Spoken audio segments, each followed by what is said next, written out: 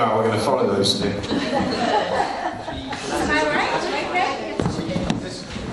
If this goes without a technical glitch, I'll be amazed. I'll give it to you, just against us.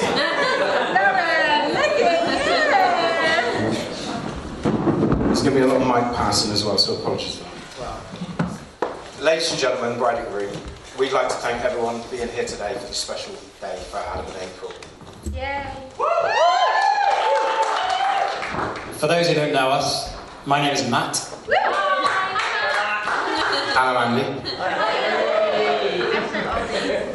Before we continue, we'd like to point out to those of you who may be feeling the effects of the alcohol already, there are two best men stood up here. You're not seeing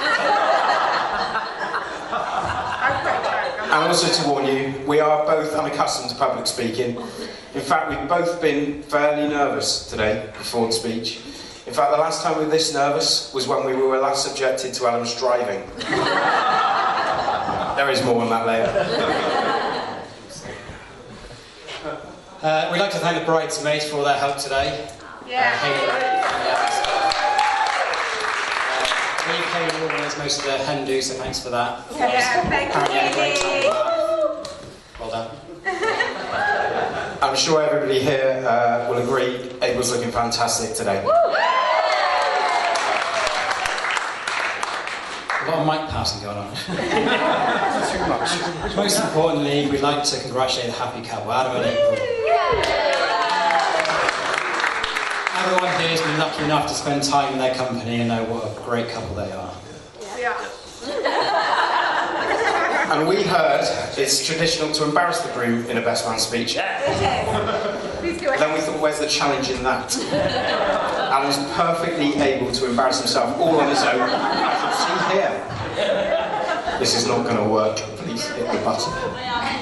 It's a projector one. I knew this was going to happen. Bear with us. It was always happening. It was always going to happen. It's turned off. I can't even see the light.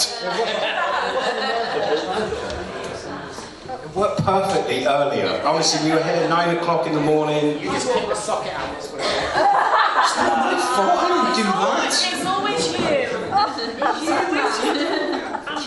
I'd have felt it. Andy.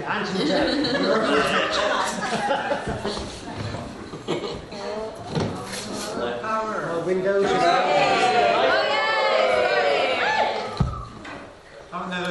It's going to take about 4 hours to warm up now.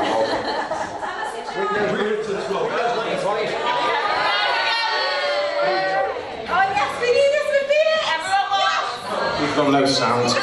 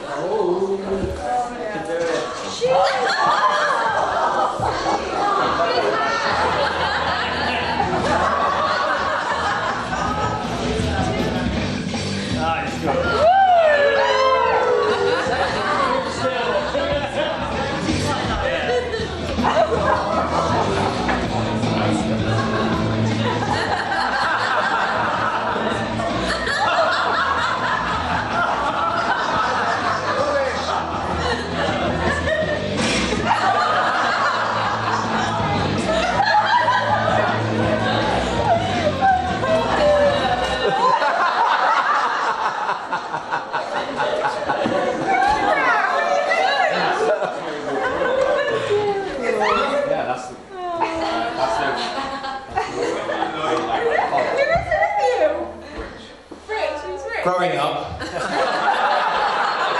Adam always wanted to be a footballer. From playing football at school with a tennis ball, locked away like prisoners in the Year 7 pen, to playing for various 5 and 11 side teams. And as kids, we both spent hours and hours playing a game called Football Manager. So on his special day, we thought we'd bring his dream to life. Adam's always thought of himself as a bit of a player. So we thought, what better way to point out Adam's key attributes than to make his very own player?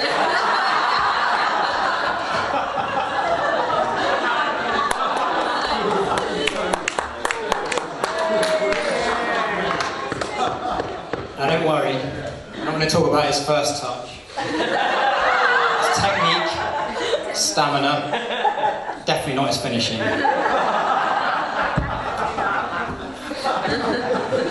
In fact, we're going to start off nice and tamely. We're going to start with his dribbling. We scored him pretty highly, as you can see. And it's a skill he's developed through to this present day. Next to look at, aggression. Where to start? We could mention the time he punched through his own car windscreen, caused by the frustration of hitting a pothole. The mirrors he's smashed, various mouse mats he's chewed through, and many other things he's bitten in rage. We've chosen to focus his high score for this attribute on the time he blew up his computer. Kevin? Yeah. I'm not sure you know the whole story of why you had to buy Adam a new computer. It was about 1998, and Adam had lost the game, ironically, on Football Manager. He chewed through all the mouse mats he could find that day. So instead, he decided in his fit of rage to flick a button that swapped the computer to American Voltage. And with a little bang and a puff of smoke, you were grand out of pocket.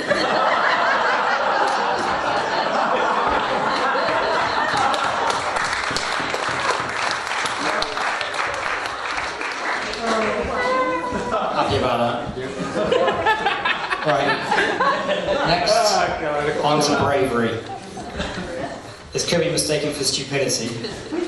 Again, Adam scores fairly high for such feats as climbing the funnel of a P&O ferry.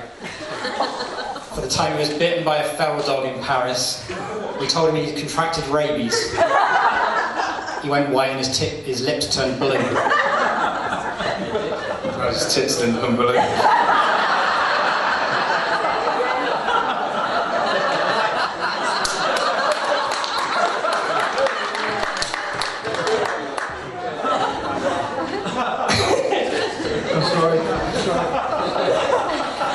And then there was the time we managed to get a kite wrapped around a police car, do you remember?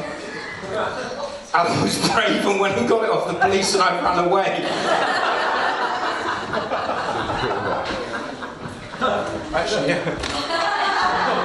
I've got so much more to say. But this one had to come up. And it was the time we decided to go go-karting. I was at the track in my racing gear, waiting for Adam to arrive, and Adam gone to the cash point. 20 minutes had passed and he'd still not arrived. And I walked back to my car to ring him, and I had about 15 missed calls on my phone. So I rang him back up and he went, and I've had a massive accident. And, well, long story short, bringing his race mentality to the streets of Winterbourne, he'd attempted what's known in the motorsport as a Scandinavian flick on a corner that was never meant for Scandinavian flicking. He'd rolled his, well, it was a week-old Punto, wasn't it? Yeah. And he'd wiped out a farmer's brand new wall. And he was stood in front of me, covered in, and I mean covered in blood, it was everywhere, holding his face. He walked up to me, and he lifted his hand and looked to the sky. And he went, "Does that look all right?" What I was looking at was a nose that was detached from his face. So in true friend fashion, no medical knowledge, I will add that, and try not to be sick in the bushes. I went, yeah, mate, it's fine, you just keep that hanky on it. He's still the only person I know to smash a steering wheel in half with his face. Unfortunately, we didn't get that on camera. But here's a few more examples of bravery that we did.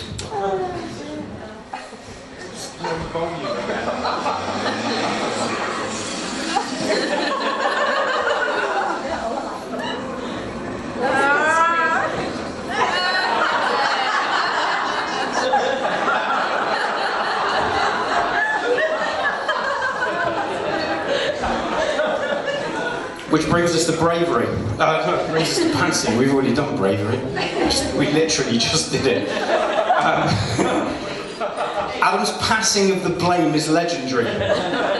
Everything that goes wrong is never his fault. Never. Never is. I had a big glass bottle full of coins. It was when I was a kid. I've lost completely where I am. And I do know the story. I don't even know why I'm looking at this. Adam had a golf club, and I heard a massive. I was in the living room. I heard a massive smash. I ran out. I was like, "Lads, what's happened?" He's got a golf club in his hand. He went, "I just tapped it." Just tap it. There was coins, there was glass everywhere. Honestly, it was everywhere. I was like, what did you think was going to happen? It was the glass's fault for not being strong enough. That's what he said. It's the glass's fault for not being strong enough. Finally, on to loyalty.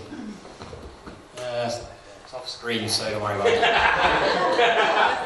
No worries. Despite the stick we've given you today, Adam, you're a great friend. First met in high school, like first day, 20 odd years ago. We've been best of friends ever since. Together with April, you're friends for life.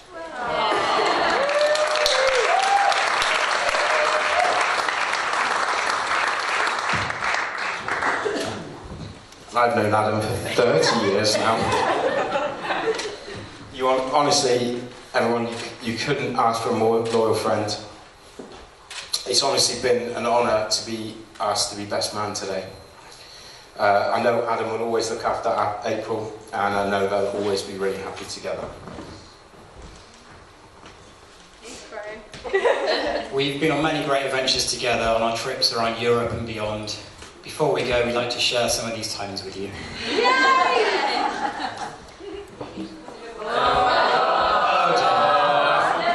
Not a pet.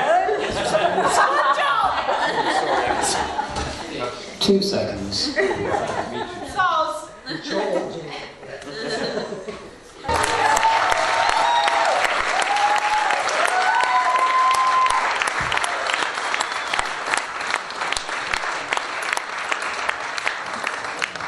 That pretty much leaves us to say thank you very much, everyone, for listening to us. Now we can all get drunk.